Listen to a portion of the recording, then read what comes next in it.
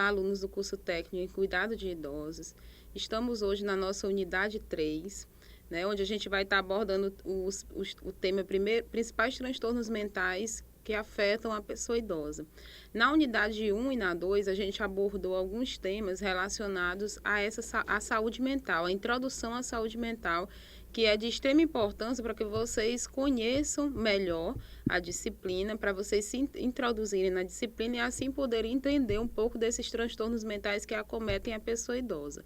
Tá? Então, na unidade 1, a gente falou sobre a diferença entre saúde mental e doença mental, né? Falamos também sobre os principais problemas que envolvem o envelhecimento, né? Falamos também sobre a questão das políticas públicas, né, que são voltadas para a pessoa idosa, onde a gente abordou uma dessas políticas públicas que é essencial para se trabalhar e para se conhecer essa questão da saúde mental da pessoa idosa, né? Então, a gente falou sobre a Lei 10.216, que é a lei da reforma psiquiátrica, né? Onde essa lei ela surgiu com extrema importância, né, para quem atua nessa área de saúde mental, porque através dela a gente pode estar lutando pelos direitos das pessoas que têm transtornos mentais.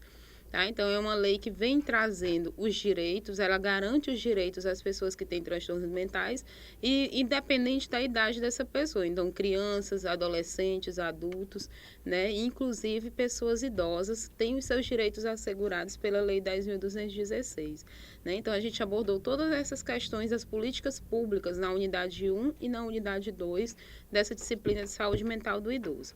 Né? Como eu falei, hoje a gente vai estar falando dos principais transtornos mentais, né? E nessa unidade 3, a gente vai falar sobre dois principais transtornos mentais que acometem a pessoa idosa, que é o transtorno depressivo e o transtorno de ansiedade.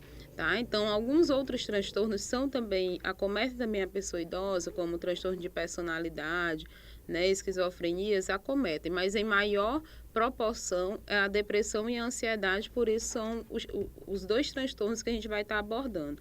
Tá? E aí a gente vai falar sobre fatores de risco, algumas situações que levam ao suicídio da pessoa idosa, os sintomas, né, de cada um desses transtornos e o tratamento, que é também um ponto-chave para que a gente possa ajudar essa pessoa idosa acometida por um transtorno mental. Tá? A gente traz aí como primeiro ponto uma frase de Augusto Cury, né? Nunca despreze as pessoas deprimidas. A depressão é o último estágio da dor humana. Tá? E por que a gente abre essa unidade 3 com essa frase? Né? Porque muitas pessoas acreditam que a depressão é algo que pode ser evitável, né? A pessoa pode estar evitando essa depressão, né? Mas a gente sabe que a gente deve entender que a depressão é uma doença como qualquer outra. Você não fica depressivo porque você quer, né? Então, é uma doença que afeta o seu organismo como um todo, né? E aí é uma doença que precisa também ser tratada. Então, assim como o diabetes precisa ser tratado, a hipertensão precisa ser tratado, o problema cardíaco precisa ser tratado, assim também a depressão. Tá? Então, por isso que eles colocam-se como um estágio muito, muito grande, um último estágio da dor humana, né? Porque a depressão causa um sofrimento muito grande, por isso muitas pessoas chegam a cometer suicídio para acabar por fim a esse sofrimento. Então, o transtorno de humor é um transtorno onde há uma perturbação fundamental, onde a perturbação fundamental é a alteração do humor ou do afeto no sentido de uma depressão, com ou sem ansiedade associada, ou de uma elação, que é uma elevação ou altivez. Tá? Então, os transtornos de humor, os principais que a gente pode estar citando é o transtorno depressivo e o transtorno bipolar.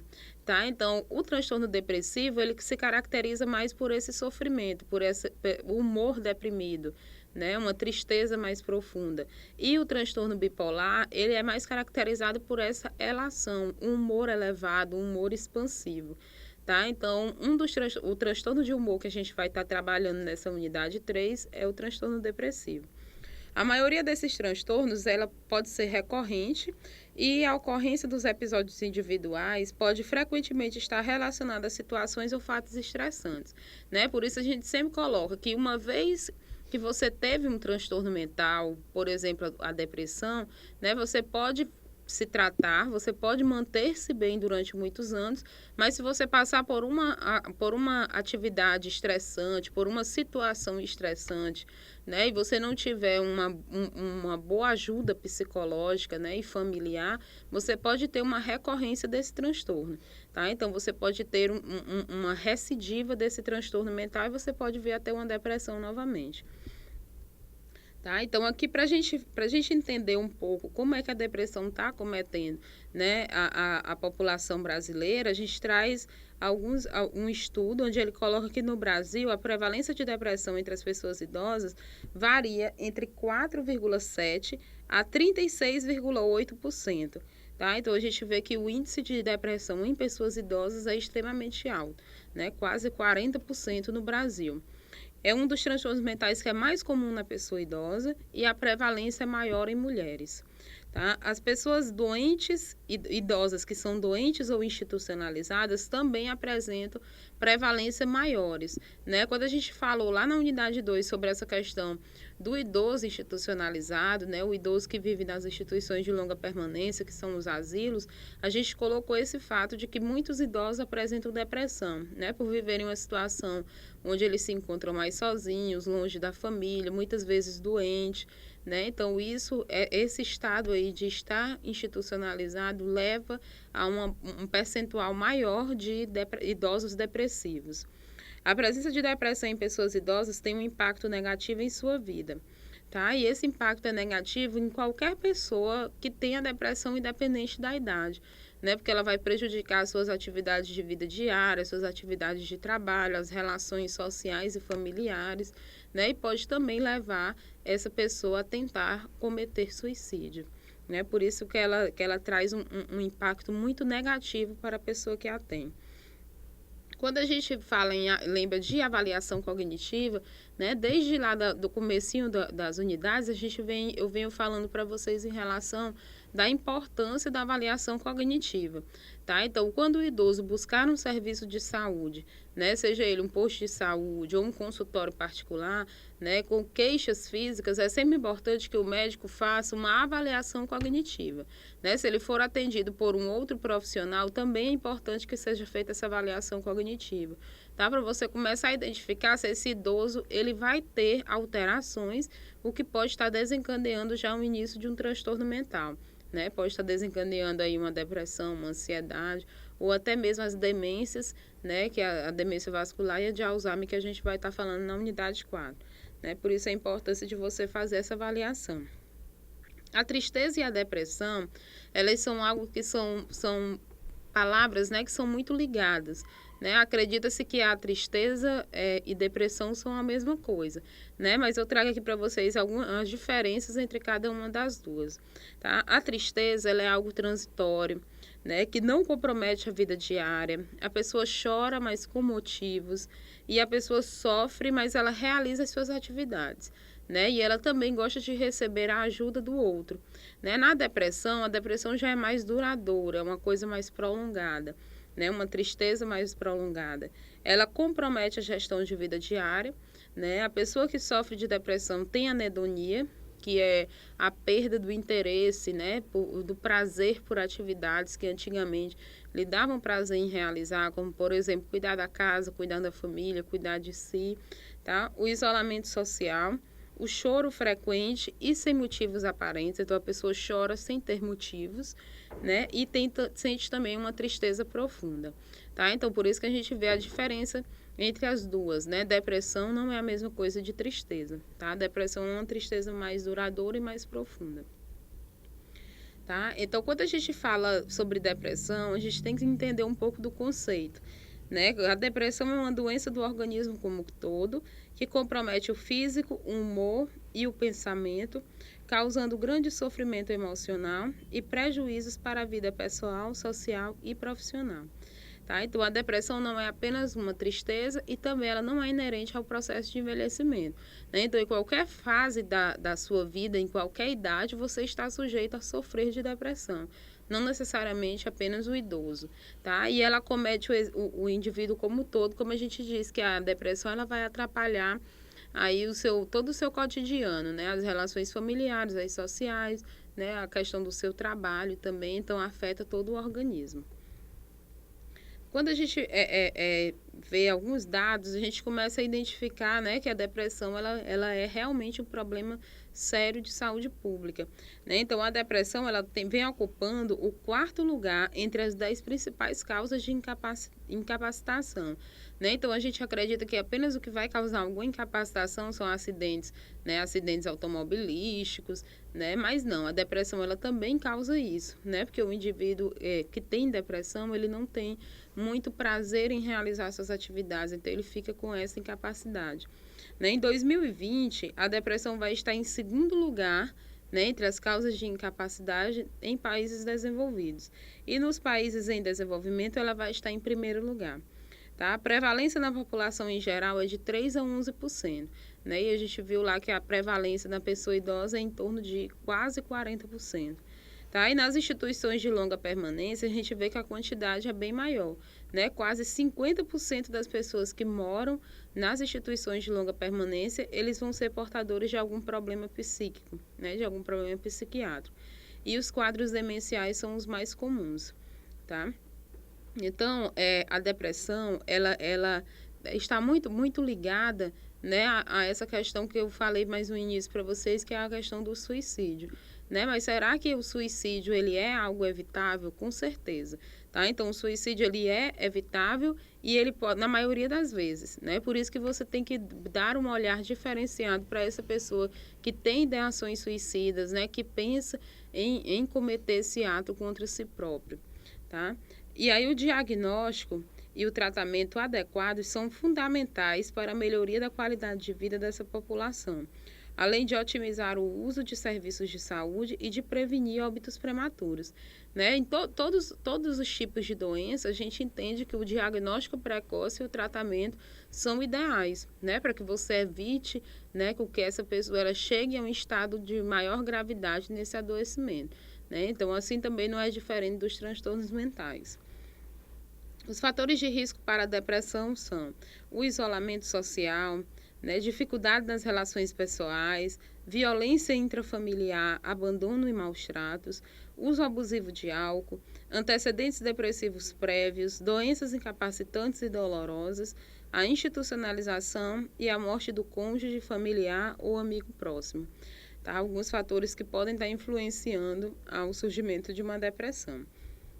Quando a gente fala também em depressão, a gente deve estar observando alguns sintomas comuns, né, que são os sintomas melancólicos, né, como a tristeza, né, o idoso ele não sente mais apetite, a gente já observa uma perda de peso, né, o choro frequente, então a gente deve estar sempre observando isso, tá?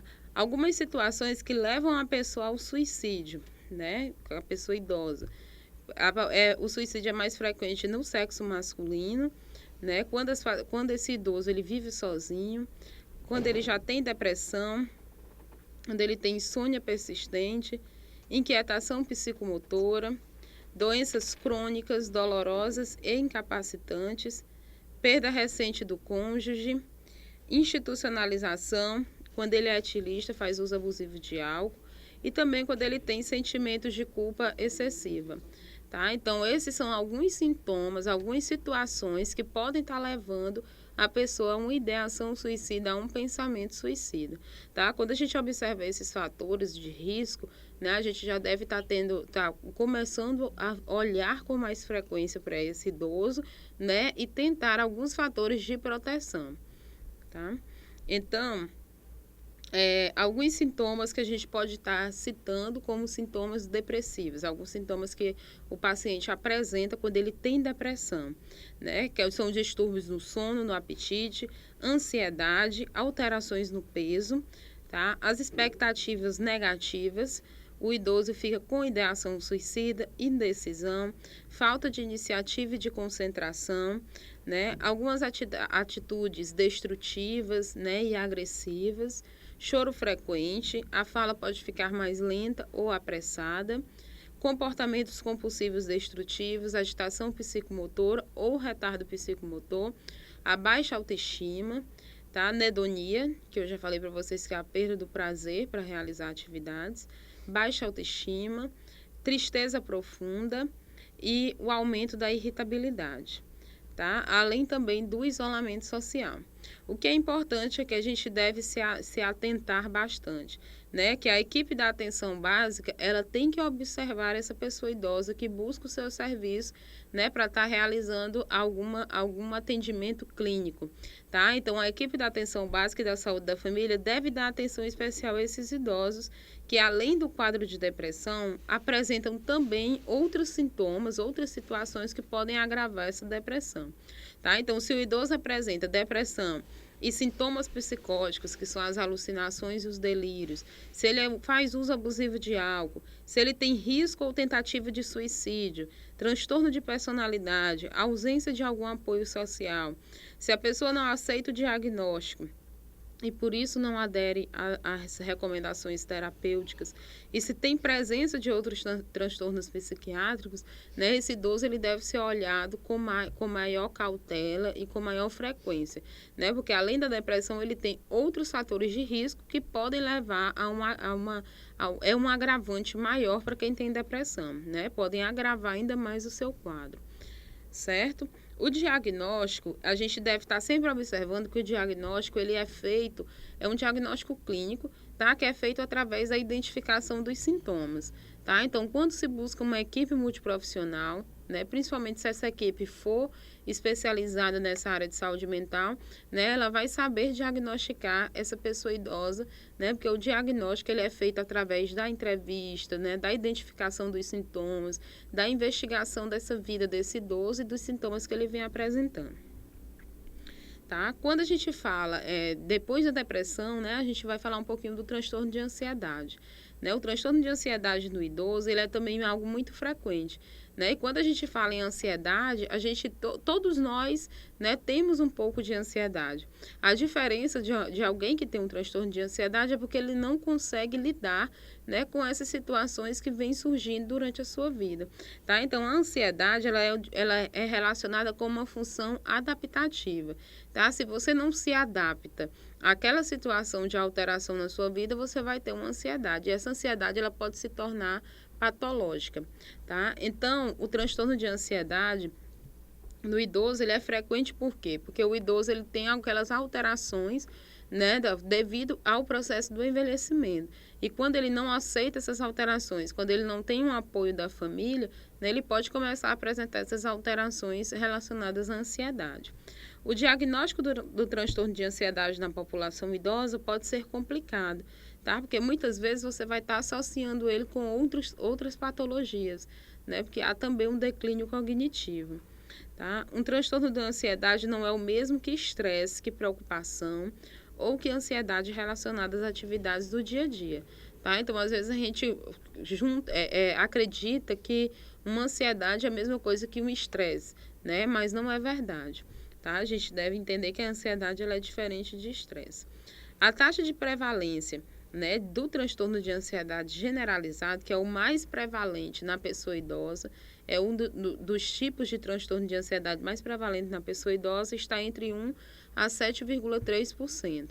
Tá? Então, é um número elevado, né, porque para essa população idosa. Né? E aí, o transtorno de ansiedade generalizado, como eu já falei, é o mais frequente na pessoa idosa, mas existem outros tipos de transtorno de ansiedade que também estão presentes nessa pessoa idosa, né? Que são, por exemplo, as fobias, né? Principalmente a fobia social, tá? Os fatores de risco para se ter um transtorno de ansiedade é sexo feminino, é mais frequente também no sexo feminino, assim como a depressão, tá? Pacientes que já têm alguma doença crônica associada, por exemplo, problemas cardíacos, tem depressão, tem alguma situação incapacitante, como a perda de um membro, né? Paciente solteiro, divorciado ou separado, que tem passado por eventos na vida estressantes, que tem limitações físicas nas atividades diárias e que tem instabilidade emocional. Tá? Então, é importante você avaliar se a presença de doenças físicas e de mudanças no estilo de vida do idoso podem influenciar no fim desses sintomas de ansiedade, né? Porque na maioria das vezes os sintomas dos transtornos de ansiedade, eles podem ser tratados também apenas com essas mudanças, com essas alterações, né? Onde você põe fim a esse grande fator de risco, né? E aí você consegue tratar esse idoso, não necessariamente apenas com o uso de medicamentos. Tá? Alguns sintomas do transtorno de ansiedade: inquietação, choro fácil, as dificuldades de concentração, irritabilidade, alterações no sono. O paciente pode dormir, ter ausência do sono, que é a insônia, ou ter um aumento nessa quantidade do sono, né, que é a hipersonia. Ataque cardíaco, sensação de falta de ar, impaciência, preocupações excessivas, instabilidades, incertezas e os pensamentos antecipatórios, né? Então, é importante você observar que esses sintomas somáticos, né, eles estão muito associados a quem tem transtorno de ansiedade, que são ataque cardíaco, né? O paciente acha que está com algum problema cardíaco porque o coração está sempre acelerado, né? Sente as extremidades frias, as mãos e os pés, né? Começa a ter pensamentos antecipatórios, acredita que algo de ruim vai estar sempre acontecendo, a sensação de falta de ar, de desmaio, né? Então, os sintomas somáticos vão estar associados a transtorno de ansiedade, né? E outros sintomas que são muito próximos, muito parecidos com os sintomas da depressão também. Tá? Quando eu falo de transtorno de ansiedade generalizado, que foi o mais prevalente, né, que a gente viu anteriormente, é o mais prevalente na pessoa idosa, tá? Então, ele tem um transtorno de ansiedade generalizado, ele tem um curso crônico, né? A tendência dele, se não tratado, é cronificar, tá? E o curso também é flutuante. Por quê? Porque tem períodos de melhora e de piora, né, desse transtorno. Os sintomas são os mesmos que a gente falou, né? Cansaço, sonolência diurna, a insônia, né? Ou então o sono pouco reparador, aquela pessoa que dorme a noite inteira, mas acorda muito cansado, a hiperatividade, irritabilidade, falta de concentração e os problemas somáticos, que são as sensações de dores musculares, tensões, cefaleias e os sintomas gastrointestinais. Tá? Então, isso aí está muito relacionado a transtorno de ansiedade generalizado. O tratamento, se for a base da medicação, deve ser feito com antidepressivos, tá? E muitos médicos associam também os benzodiazepínicos, né? Mas eles devem ser usados com cautela, visto que eles causam eles causam muita dependência, tá? Então, por isso, eles devem ser usados com cautela nesses pacientes, e principalmente nos pacientes idosos. O tratamento, né? Quando a gente fala em tratamento, eu trouxe aqui para vocês os objetivos, que são a promoção da saúde, a reabilitação psicossocial, prevenção de recorrências, evitar o suicídio, melhoria cognitiva e funcional e ajudar a pessoa idosa a lidar com as dificuldades, tá? Então, quando a gente fala em tratamento, né, a gente deve estar sempre lembrando que o tratamento não é apenas medicamentoso, mas sim um tratamento em que se alia essa questão da qualidade de vida, né, as questões psicossociais e também o uso da medicação, tá? Então, você orientar o idoso a buscar grupos terapêuticos, né, a participar de grupos de qualidade de vida, né, de grupos onde ele tem outras pessoas idosas participando, que ele possa estar trocando experiências e, se for necessário, buscar a ajuda médica, né, para no caso de alguma prescrição medicamentosa, né, porque a ajuda profissional ela deve estar sempre sendo buscada. Tá? Então, a gente deve ter a atenção, né, de que em muitas situações vai ser necessária a discussão do caso com a equipe ou profissional de saúde mental, né? A equipe da atenção básica deve contar com o apoio do CAPS ou das equipes de referência em saúde mental, né? Quais são essas equipes de referência em saúde mental? As equipes do NASF, tá? Na unidade 2 eu falei um pouco do NASF também para vocês. Tá? Então, como eu disse para vocês, o tratamento ele deve ser um tratamento conjunto. Assim como a equipe é multiprofissional, o tratamento também deve ser utilizadas várias ações conjuntas para se chegar a um objetivo comum, que é o tratamento desse transtorno de ansiedade ou depressivo. Tá? Aqui no final eu trago para vocês umas referências que podem estar ajudando vocês aí no estudo. Tá? E aí a gente fica por aqui na unidade 3, certo? E a nossa próxima unidade a gente vai estar falando também ainda sobre alguns transtornos mentais.